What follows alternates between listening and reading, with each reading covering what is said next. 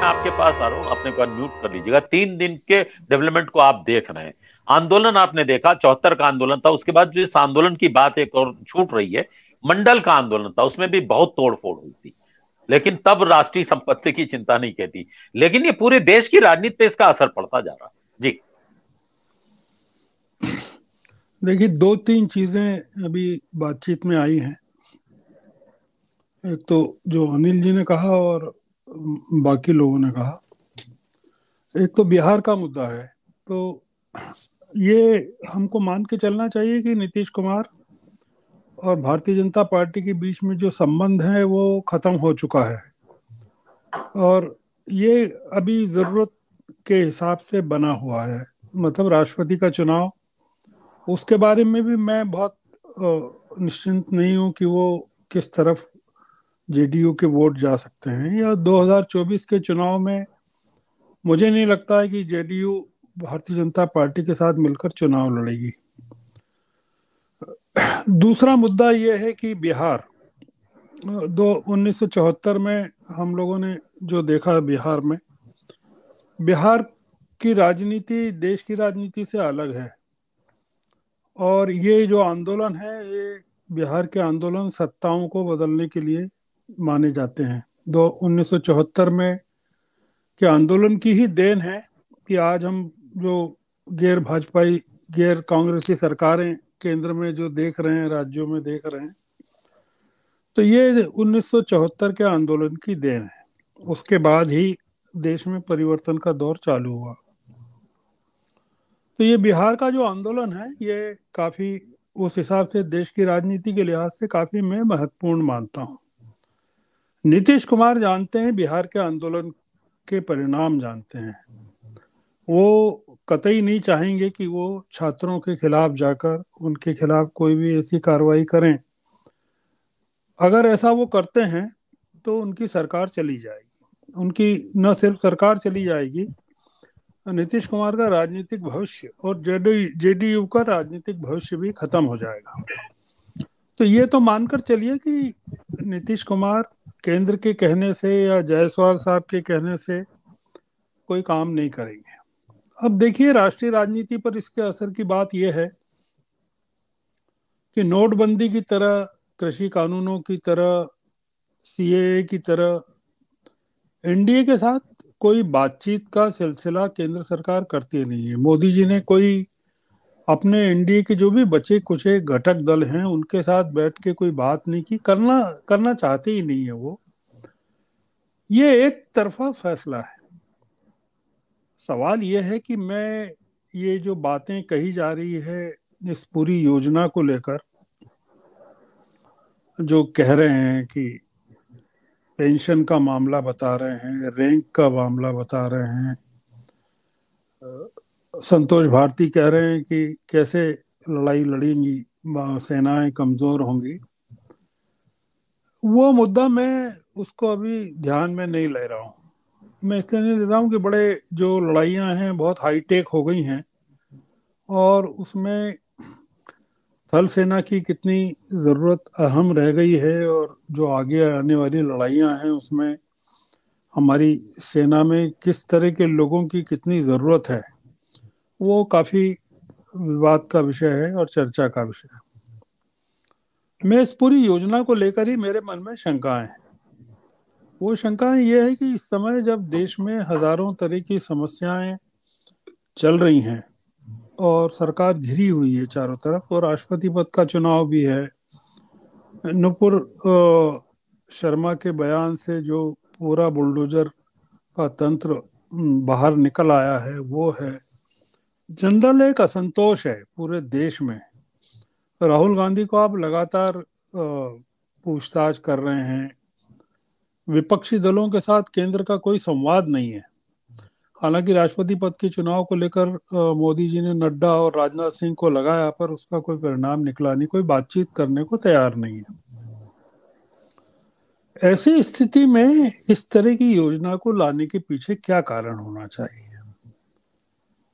ये क्या योजना है जिसमें आप 50,000 बच्चों को, 17.5 से 23 साल के बच्चों को 4 साल तक प्रशिक्षण देना चाहते हैं, और उसमें से 25% को रिटेन करेंगे और 75% को सोसाइटी में वापस डाल देंगे। अभी आपने नई घोषणा की है कि 10% जो लोगों के लिए वो असम राइफल्स में और जगह रिजर्वेशन आप रख रहे हैं उनके लिए। मुद्दा ये है कि आप सोसाइटी को कहाँ ले जाना चाहते हैं। हर साल जो आप 50,000, 40,000 या 30,000 युवकों को 4 साल तक ट्रेंड करके जो डालने वाले हैं सोसाइटी में, क्या उसकी आज जरूरत है? क्या आज किस चीज की जरूरत है? मुझे लगता है कि ये जो योजना है पूरी की पूरी, इसके जो मंतव्य हैं वो मंतव्य नहीं है जो हम लोगों को बताए जा रहे हैं या हम लोगों के ध्यान में लाए जा रहे हैं, हम लोगों को समझाया जा रहा है। इस योजना को, पूरी योजना को लेकर मैं इसमें कोई पैसे की बचत आर्मी के लिए या उस तरह का कोई नहीं देख रहा हूँ। ना मैं इसमें कोई रोजगार का कोई पॉइंट देख रहा हूँ। आप दो चीजें एक साथ घोषित करते हैं कि 10 लाख लोगों को 1.5 साल में रोजगार देंगे, और फिर आप 50,000 लोग या 45,000 लोगों को 4 साल के लिए रिक्रूट करेंगे, जिसमें से 75% को 4 साल के बाद बाहर कर देंगे।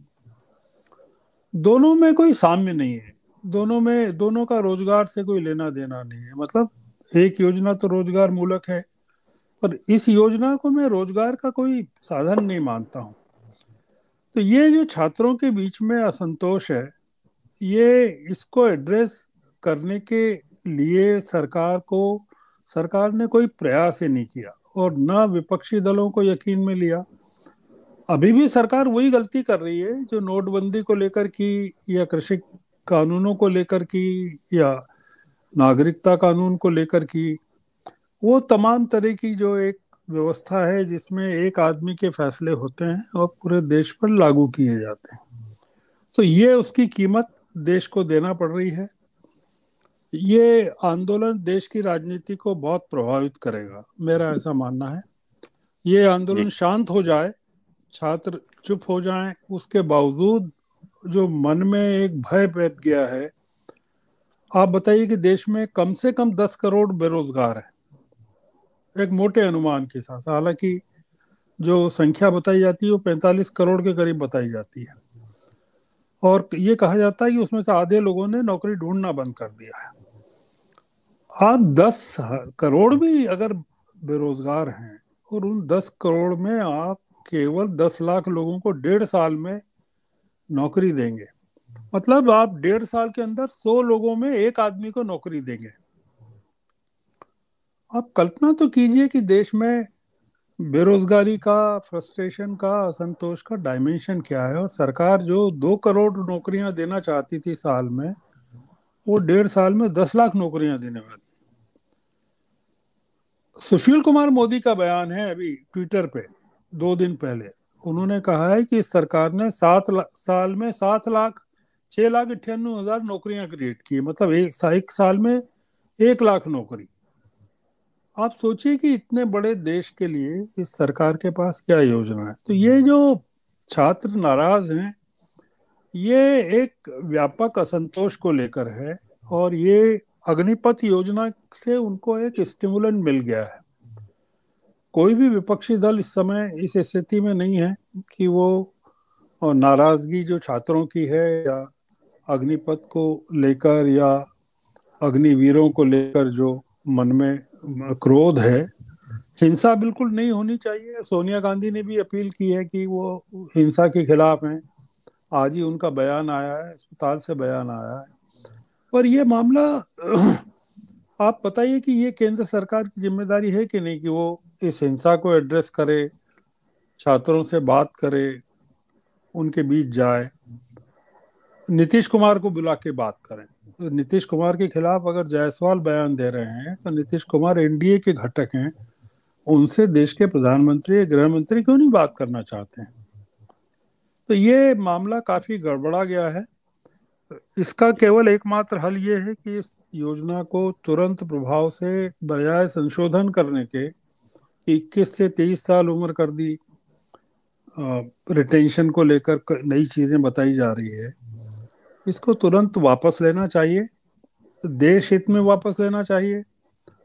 और स्थगित करना चाहिए, नहीं तो ये मामला सरकार के लिए काफी, सरकार और देश दोनों के लिए काफी तकलीफ का काम होगा।